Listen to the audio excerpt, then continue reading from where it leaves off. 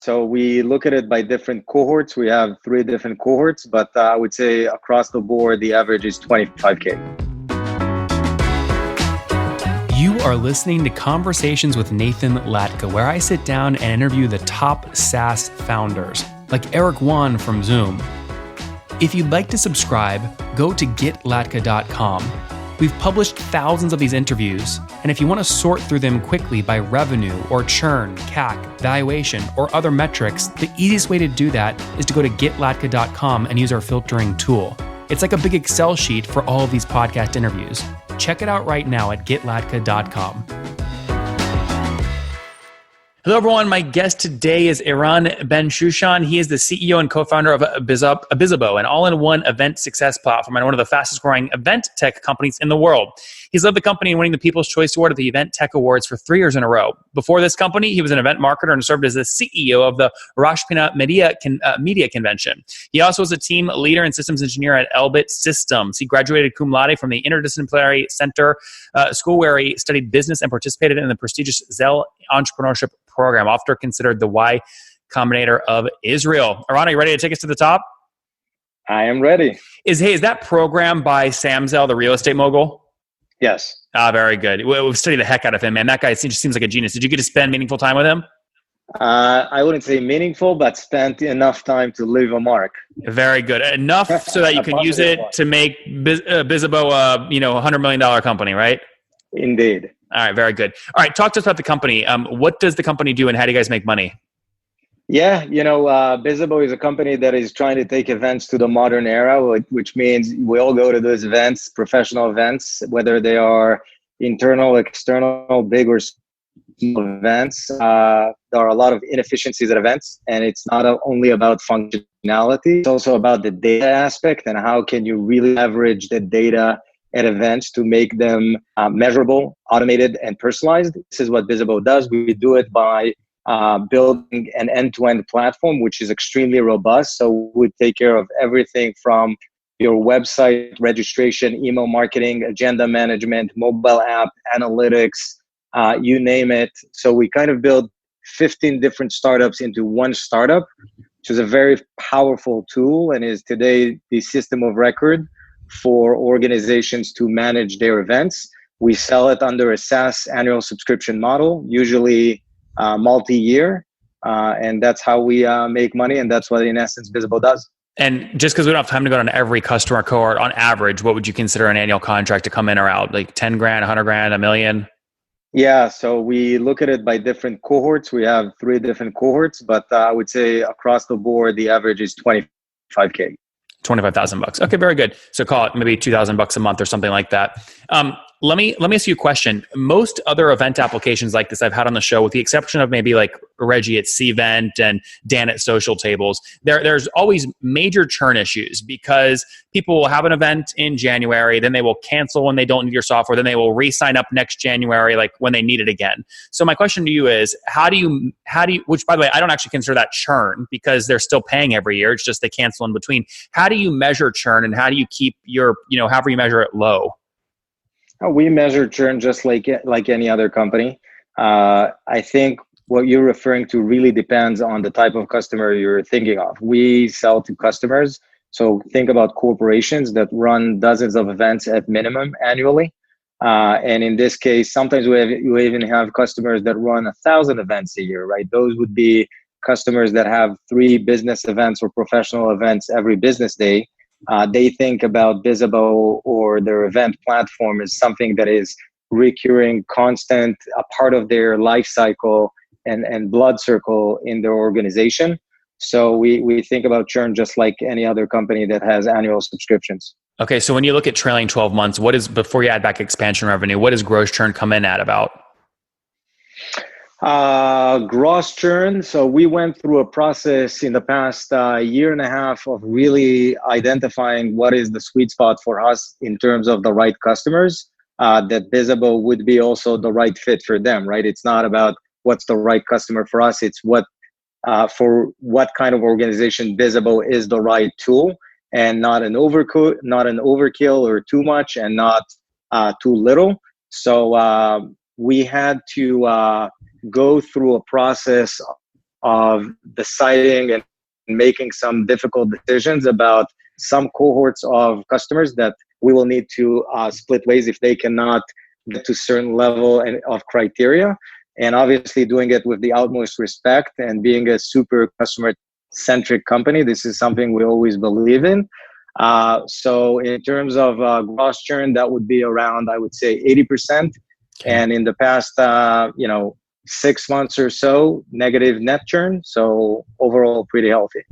So just to be clear, 80% of your revenue over the past 12 months churned? No, retention. I was about to say that'd be not a good position. So 20% churned, 80% retained.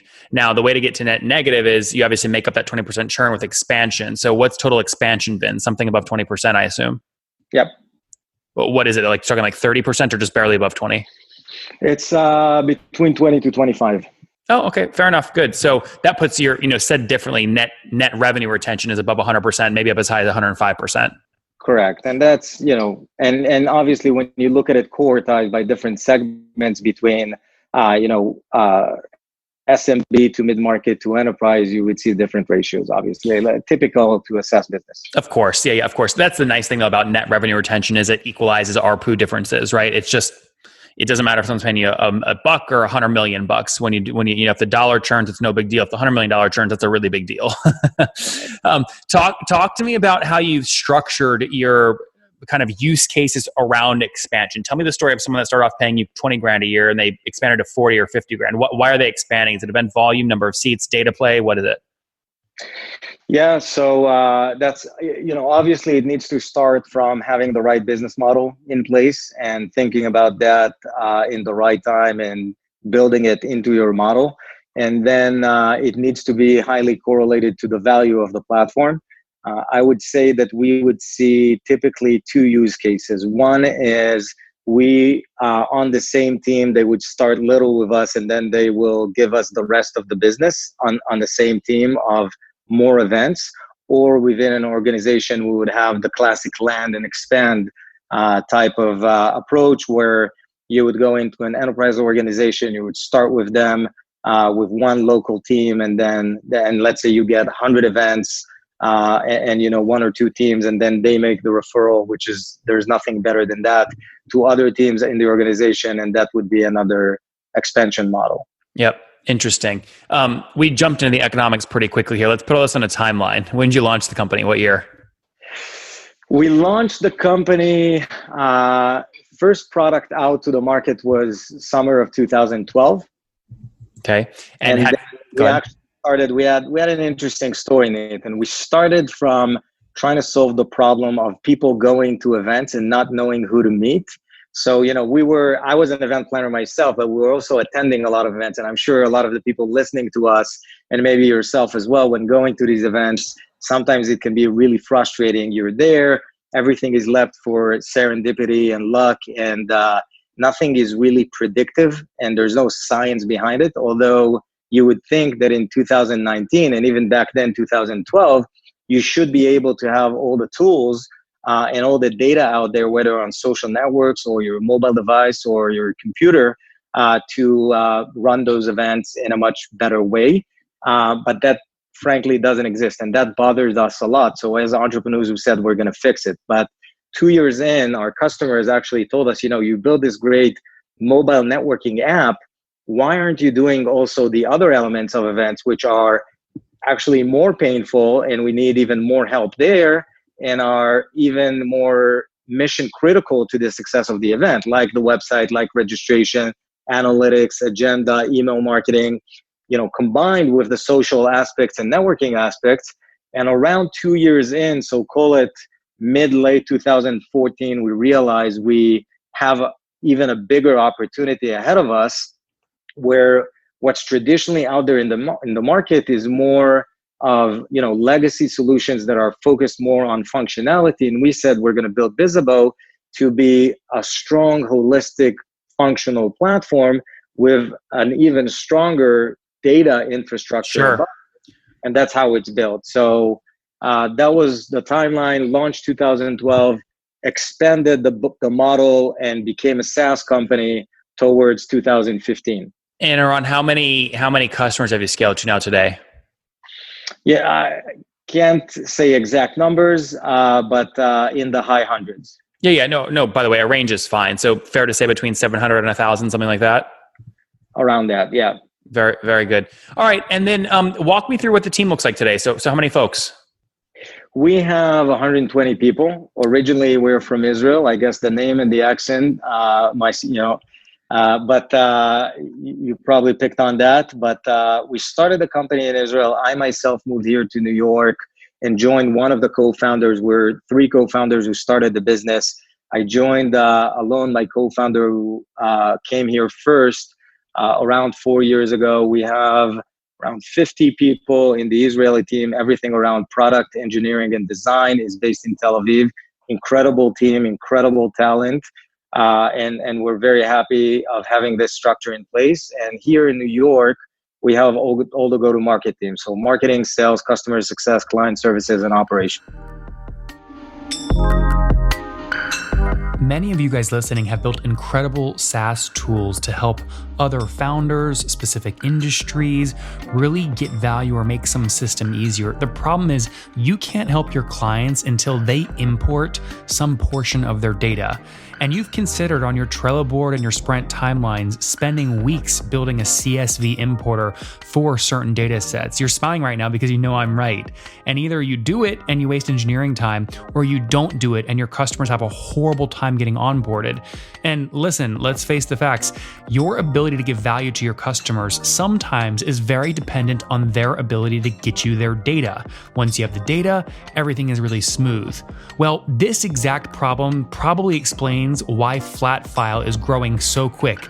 They've raised over $44 million and they do exactly this. The data onboarding platform for your marketing teams, your engineering teams. They enable you to get usable data faster so you can focus on what matters most to your business. And the fastest growing companies, like my friend ClickUp, Zeb, multi-billion-dollar valuation, they all use Flatfile. Now, Flatfile reached out. They wanted to sponsor. I said, "You got a good deal for us?" And they do. For anyone listening, anyone that's part of the top entrepreneurs community or Get Latka, you can get a deal now to get started today at nathanlatka.com/flatfile.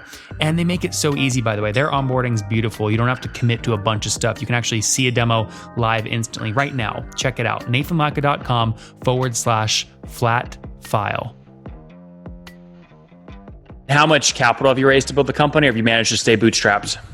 We raised to date $56 million. Oh, Aram, brutal, man. I was liking you so much. And then I'm going, oh, he's raised a bunch of money. We just closed our Series D round earlier in April, a month ago, $27 million round. Yeah. Why was that the right time to raise more capital?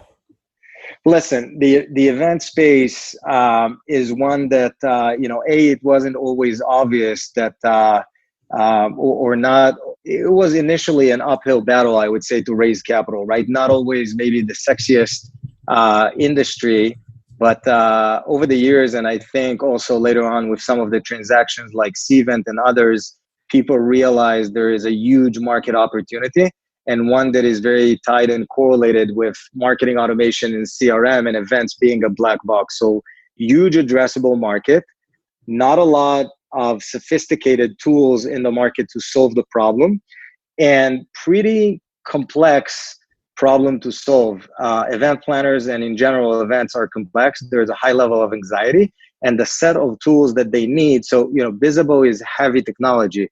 It has a lot of functionality built into it that we were able to execute well on over the years, and that requires capital. And as for the timing, why now is the right timing? Because Bizzabo is, definitely, I'm very proud to say, after hard work and a lot of passion in the past 7 years, is a market leader among modern software for events. And I guess that we and also the investor that participated identified that we're probably the company that has the highest potential to become the next category defining platform and be able to really revolutionize the space.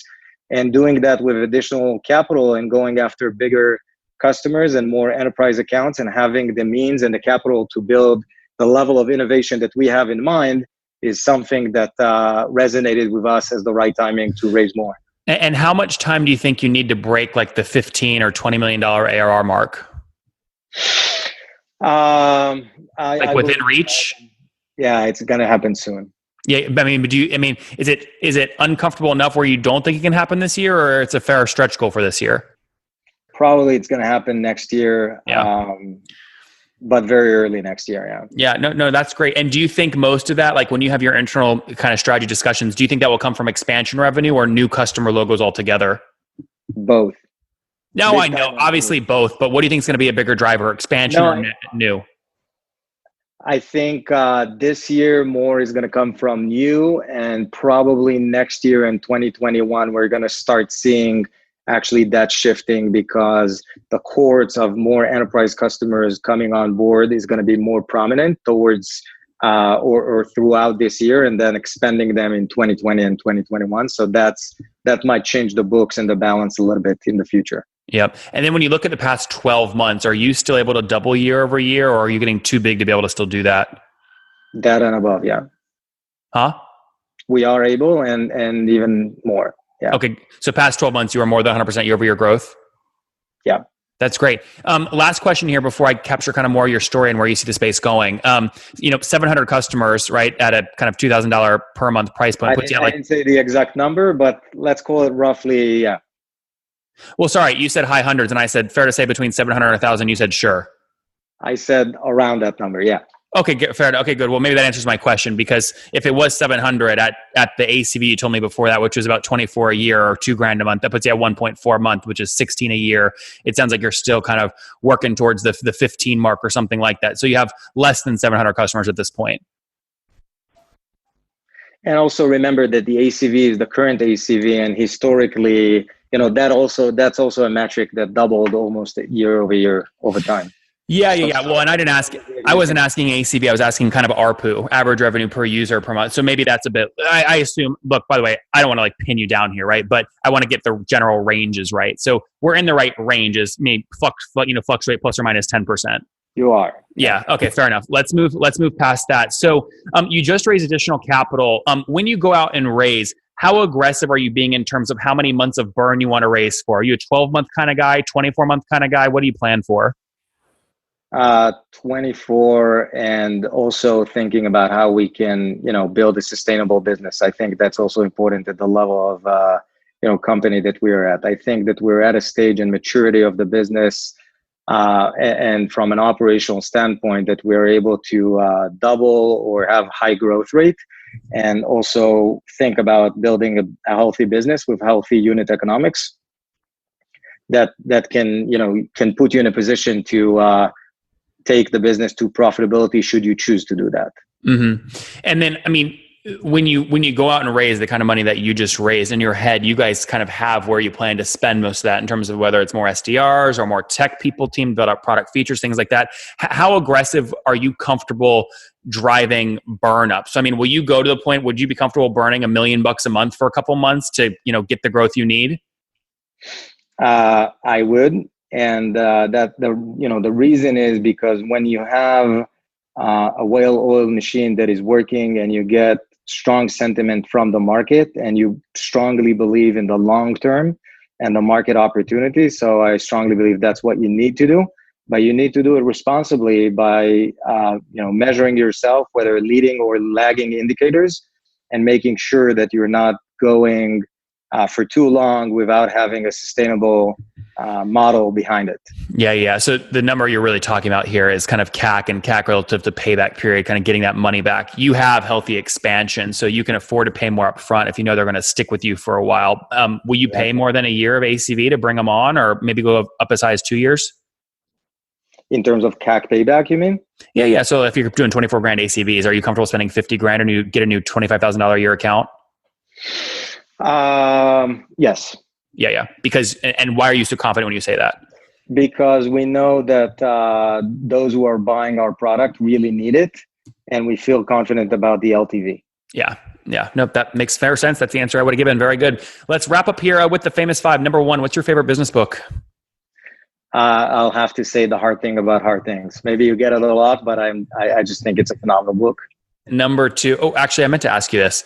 I can't imagine, Vista's very aggressive. They just raised $14 billion. They're behind Cvent. They're trying to deploy capital. I know there was a term sheet. There had to have been a term sheet going, Aaron, don't raise $27 million at whatever valuation, sell to us for a premium, whatever, 2, 3, 4, points higher than that. Why did you decide that when you did that raise, it was not the right time to exit?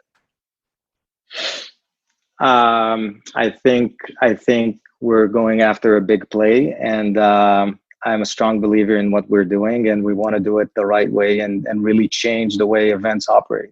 Raji came on and said they just passed $500 million in AR, aiming at $1 billion. Are you eroding a bit of his revenue, or do you have customers leaving Cvent and joining you guys?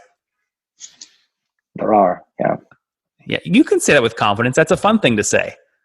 Yeah. All right. We prefer staying focused on us and less about, less talking about the competition and caring about, our customers, our employees, and doing the right thing. Oh, come on, Aaron. If you had 2 customers that you could add tomorrow, and one was a Cvent customer and one was not a Cvent customer, you would take the Cvent customer every day. Every day. Let's just call a spade there, okay? Number 2, is there a CEO you're following or studying? Yeah, I like a lot what Satya Nadella did for Microsoft. I think that that order of magnitude of change for a culture and really picking up a company in such a way is phenomenal. Number 3, what's your favorite online tool for building your company? I like the Google collaborative tools, spreadsheets, docs, and phenomenal. Number 4, how many hours of sleep are you getting every night? Around 6. And what's your situation? Married, single, kiddos? 2 kids, married. Ooh, okay. And how old are you? I am 40 soon. I'm 39, turning 40 at the end of the year. Hold on to it, baby. 39 years old. Last question. What do you wish your 20-year-old self knew? Entrepreneurship is a long journey. And I think 2, if I may. One is when you go after a specific market, just strategize what is the right market for you. It can save you a lot of time, and be relentless going after it, and not just being tempted to all the interest that you sometimes get and can be confusing. And the second one, when making hires, think about them at least 4 to 6 years ahead, having the right people in the company. So when you imagine that is that the right person at least 4 years ahead? Guys, there you have it. Bizobo Aben playing in the event management space, aiming to hit that $15 million run right here, hopefully in early next year in 2020. Hopefully they can do that. They just raised $27 million extra bucks. Aran is happy to drive burn up to even $1 million per month if he has to, because he understands his economics are sound, and they are 20% revenue churn annually, 25% expansion, so 105% net revenue retention. He's happy to pay up to 2 years of ACV to get that customer on board. Currently 120 people, again, building the company between Tel Aviv and the States. Ron, thank you for taking us to the top. Thank you very much, Nathan. And we call it event success, not event management. We believe that's the future. Thank you very much.